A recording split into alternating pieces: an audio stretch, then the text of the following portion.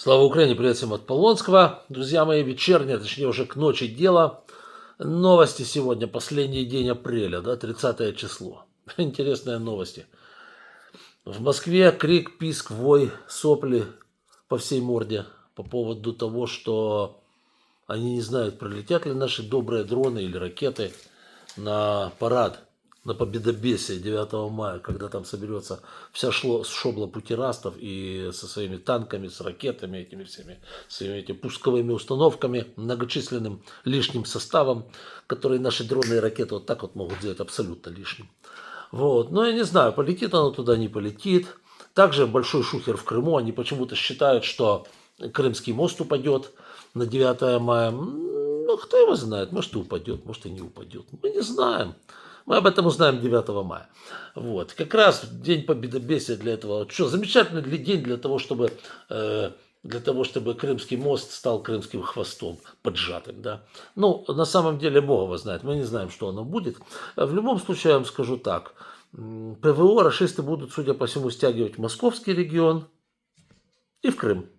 Может, еще пару точек. Ну, их ПВО не так много, оно выбивается. Вот недавно С-400 прихлопнули в Крыму. А значит, что? В других местах будут дырки. Все, я все сказал. Не знаю, куда, что и как. Да, но с Победобесием начинаются проколы. Дело в том, что туда собрались приехать несколько людоедов, там типа из Мали, из Буркина-Фасо, еще бред абсолютный, в общем-то, идиотизм. Вот, из более-менее нормальных стран была Индия, кто собирался приехать, и Бразилия. Шпок, Индия не приедет. Индия не приедет на этот долбанный парад. Моди отказался, но оно и понятно, у него сейчас с Пакистаном заморочки. Может еще что-то, может он просто не очень уверен, что российское ПВО хорошо работает. Я, кстати, тоже не уверен. Оно у них криворукое. То есть я вообще не удивлюсь, если российское ПВО возьмет и само шарахнет по этому вот параду.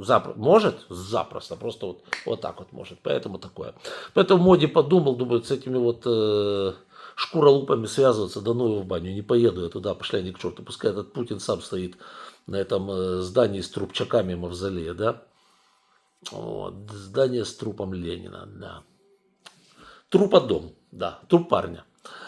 Да и бог с ним, да. Моди не поедет, посмотрим еще по Бразилии. Приедет там их президент или не приедет. Вот. Ну, а так там всякие приедут. Ну, в основном СНГ вот это вот паршивое. То есть им хочешь, не хочешь, они в зависимости от Москвы, они припрутся, ну, как бы, знаете, как холопы к барину. И то не факт, что припрутся. И не факт, что холопы. Да, ну такое. На этом неприятности Путина и его шоблы не заканчиваются. Даже такие две страны, как вот Габон и Барбадос, потребовали снять свои флаги с судов российского теневого флота. Ну, позорят эти суда, такие два доблестных государства, как Габон и Барбадос. То есть, кто хочешь, может плавать под ихними флагами, ходить точнее, да, плавает там. Плавают это путинские корабли. Так о путинской же идет речь. Вот. А вот путинские не могут, российские не могут, потому что это оскорбляет Габона, Барбадос. Вот. Ну, короче говоря, банан в спину получили, или, может, даже ниже спины. Вот. Короче говоря, да, придется им без этого, в общем-то, обойтись. Индия с Пакистаном, друзья мои, Индия с Пакистаном, ну, там такое, война, не война. Что там интересного, значит, какие новости? Идут перестрелки. Интересно, что перестрелки идут не только в Кашмире, где границы как таковой нет, есть там линия фронта, вот как между нами и рашистами будет, да, скажем, на юге Украины. Будет линия фронта, которая стала такой, знаете, линией перемирия, как в Северной и Южной Корее, там же тоже, это же не граница официальная, это линия такая, линия разграничения. И так и у нас с рашистами будет. Линия разграничения. Вот. Так вот, стреляют они, как оказалось, не только на линии разграничения, а и на международно признанной границе. Гасят друг друга немножечко. Вот. Это, конечно, неприятно. Пакистан закрыл свое воздушное пространство для Индии. Индия закрыла в ответ свое воздушное пространство для Пакистана. Вот. Ну, в общем, такая неприятная, конечно, ситуация. Делают друг другу гадости.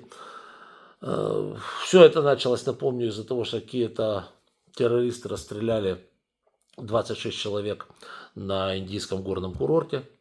Среди них были иностранцы, я имею в виду среди погибших. Вот, то есть крайне неприятная ситуация. Вот, Индия сразу обвинила в этом Пакистан. Ну и дальше уже, как говорится, понеслось. Я не думаю, опять-таки, что там дойдет это дело до какой-то там до грандиозной войны. Сейчас там уже и Штаты. Вот видите, тут Штаты очень быстренько вписываются, да, в посредники. Штаты там уже вписываются, как говорится, чтобы эти страсти, мордасти погасить. Но я думаю, ни Индии, ни Пакистану оно 1000 лет не надо, чтобы такое было. В Сирии тоже боевые действия такие развернулись нешуточные. Значит, там начали воевать между собой друзы и арабы. Арабы-сунниты. Ну, собственно, этого и стоило ожидать. Значит, у друзов на юго-западе Сирии. Короче, район Дамаска, и от Дамаска в сторону Голландских высот очень большой процент друзского населения. Да. И они совершенно не сейчас. Это друзы, это вообще это отдельная история. Это не арабы, это отдельный народ. Это не мусульмане. Это у них своя религия, у них это свой народ. У них свои корни, свои обычаи, ни на кого не похожи вообще. Те друзы, которые живут в Израиле, они служат в израильской армии. Вот. И, собственно говоря, те, которые живут в Сирии, они, в общем-то, были более-менее лояльны режиму Асада. Режим Асада пал. В результате пришли вот эти сунниты, ХТШ так называемый, Хайат Тахрир аш-Шам называется. И вот они с друзьями пока не могут найти общего языка, по 1000 проблем. И начались бои в Дамаске между друзами и ХТШ. И стрельба, перестрелки постоянные. Как это выглядит внизу в описании к данному ролику, можете поставить ссылочку. Серьезные бои идут. Да, скоро уже и бронетехника пойдет в ход. Интересно, что Израиль нанес несколько ударов по позициям ХТШ. Ну, он, собственно говоря, поддерживает, конечно. Друзов, понятное дело, что друзов в Израиле, еще раз говорю, много. Они служат в армии, они там жители, они там граждане. Вот. И даже сейчас уходят такие разговоры, что Израиль якобы рассматривает такой вариант, что вооружить дивизию из друзов и послать ее наводить порядок в Сирии. С тем, чтобы друзы этим занимались, да. Тем паче, что сделать это, в общем-то, несложно, потому что, еще раз говорю, между захваченным Израилем районом, который уже за Голландскими высотами в сторону Дамаска, и самим Дамаском, где сейчас происходят бои между ХТШ и друзами, километров 20, наверное, может 25. Какой-то там оборонительных сооружений у сирийцев там нет. Больших, занятых, оборудованных. То есть, если действительно Израиль бы вооружил вот этих друзов, а их что их вооружать? Их просто призвать надо. Они все армию прошли, и каждый год проходят так называемые милуим. Это партизаны, партизанщина. Партизанят, да? Вот. То есть, в принципе, берешь, призываешь партизан, и все, и вперед. Погнали. Они все, как говорится, боеспособны абсолютно. Вот, и я думаю, что на следующий день они были бы в Дамаске. Это я не шучу, это абсолютно возможно. Вот, тем паче, что местное население, в основном состоящее там из друзов, оно бы их поддержало. Вот, будет ли это Израиль делать, понятия не имею, но вот пока что там продолжаются довольно серьезные бои. Плюс там же неоднородное население, тоже надо понять, там много бедуинов. Бедуины не хотят, чтобы через их землю ходили. Вот, оно им 1000 лет не надо, что друзы воюют с ХТШ. Короче, там вот такое, там через полосица, и там такая каша. Но опять стреляют, опять в Сирии неспокойно, опять, как говорится, головняк и так далее. Вот, собственно говоря, и все. И в самом Израиле сейчас пошли пожары. Ну, надо сказать, что пожары там не новость. Там было такое, что сгорали автобусы целые с людьми. Вот лет 10 назад, по-моему, сгорели. Или 15 уже, наверное. Да, там сгорел целый автобус с работниками тюрем под Хайфой. Тоже попали, вот водила, дурак заехал, там пожар дикий начался, а он думал, что он проскочит. Ну и проскочил. Человек 40, по-моему, сгорело. Что-то не вспомню уже. Вот, но была такая история. Сейчас дикие пожары под Иерусалимом. Я не знаю, может еще, наверное, наверняка и в других тоже местах есть. Под Иерусалимом просто стена огня, а там, надо сказать, там сосновые леса. Вот. И почему там хорошо загорается, там еще и подстилка под этими лесами. Хвоя лишь лежит, и она сухая совершенно, дождей же нет. И там достаточно спичку бросить, и оно все. Естественно, поджигают. А что же? Это поджоги. Поджоги даже можете не сомневаться. Вот, и там сейчас стена огня прет, причем сразу с нескольких направлений, с нескольких точек, учитывая полное отсутствие дождя и высокую температуру и сумасшедший ветер. Там начался Армагеддон, там первое шоссе между Тель-Авивом и Иерусалимом перекрыто, потому что оно широченное, но в ширину метров, наверное, в общей сложности, если брать все сооружения, ну, метров 50, наверное, в ширину. Через него перехлестывает огонь, там такой силы.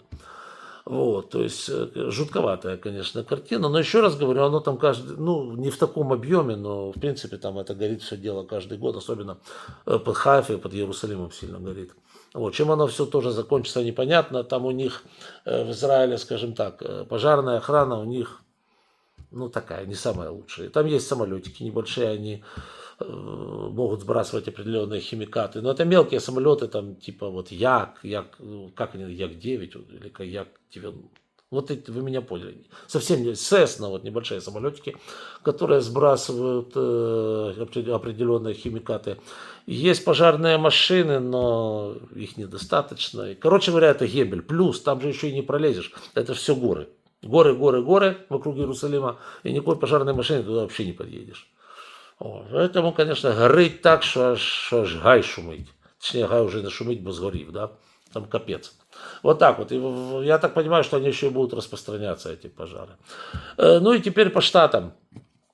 Что у нас в Штатах? Значит, некоторые распространили такие слухи, что Financial Times распространила слухи, что подписание договора между Украиной и Соединенными Штатами задерживается. Имеет оно проблемы, потому что американцам не понравился тот договор, к которому пришли две экспертные группы, украинская и американская. Они хотели у нас все забрать сразу и навсегда. А наши, значит, взъерепенились и поставили их на место и сделали человеческий договор, договор с человеческим лицом, короче говоря. Я уже целый ролик за это записал. Не буду, как говорится, второй раз то же самое пересказывать. Предыдущий ролик как раз можете посмотреть. Вот, в любом случае, тот договор уже наши довели до ума, причем, я же говорю, наняли специально юристов, то есть там серьезно поработали, юристов, экономистов, и сделали хороший договор, цяточку. Ну, а эти же америкосы, они не рассчитывали на хороший договор, они рассчитывали на облапошить. Вот. Тут облапошить с лету не получилось, то есть Трамп в печали, не знаю, будет подписывать, не будет. Может, Financial Times и выдумала вот эту вот историю с проблемами, а может и нет. В любом случае, в том виде, в котором договор есть сейчас, если те слухи, которые о нем сейчас ходят, это правда, он нормальный. Это уже нормальный договор, его можно подписывать. И там, по крайней мере, это уже что-то, что можно обсуждать. Вот так скажем, да. Это нормально. Вот. Ну и в самих Штатах, значит, 100 дней президента Трампа, все мы прекрасно знаем, что ему удалось. Удалось ему внести хаос полный хаос в американскую внешнюю политику, ему удалось внести полный хаос в американскую экономику, в американскую торговлю, там вообще полный трепендец сейчас. Вот, без работы остаются тысячи людей, тысячи драйверов, этих водителей остаются без работы, те, кто работали с контейнерами и так далее. То есть морские перевозки упали сумасшедшим образом. Значит, портовые рабочие, докеры остаются без работы, водители дальнобоя остаются без работы. Вот, покупатели не получают тот китайский товар и там прочие товары, которые должны были до них дойти. Ну, в общем, сейчас началась чехарда, то Трамп вводит санкции, говорю, тарифы, то он их выводит, то опять вводит, опять выводит. Там уже никто ничего не понимает, какие тарифы действуют, какие не действуют. Черт ногу сломает, все это, как говорится, благодаря Трампу. Вот, но он считает, что он, как говорится, великий шаман, и все это делает очень правильно. И ему вторит Илон Маск. Вот сегодня они обсудили, вот было собрание американского правительства, они обсудили очень важную проблему, что Трамп любит много, чтобы было много кепок мага. Вот, и поэтому Илон Маск, в принципе, когда поддержал своего, значит, президента, пришел сразу в двух кепках. У него была черная кепка, на черной кепке, значит, сверху еще и красная кепка. Вот, и он сказал, что поскольку его любимый президент, значит, любит, чтобы было много кепок, то у него тоже много кепок, и вот даже в его черной кепке есть сверху, у его одной кепки есть другая кепка. О, как молодцы. Молодцы, вот это я понимаю правительство. Вот, то есть, в принципе, к 100 дням они пришли, я тоже уже, в принципе, записывал ролик о их достижениях за 100 дней. Им удалось переименовать Мексиканский залив, паскудиться в Европе, Канаде, Гренландии и Мексике, и Китае, и во всей Азии. Вот. Но зато вот, значит, удалось маску на голову одеть 2 кепки и заменить картонные трубочки в фойе Белого дома на пластиковые.